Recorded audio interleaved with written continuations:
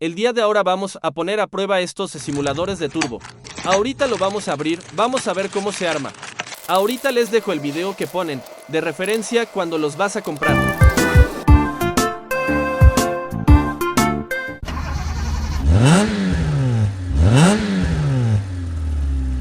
Aquí les dejo la realidad, así suena sin los simuladores.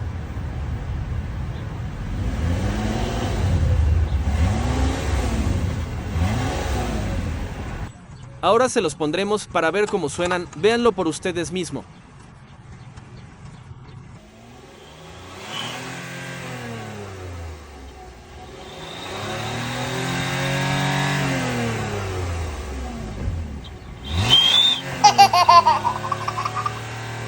Así es como en realidad suenan.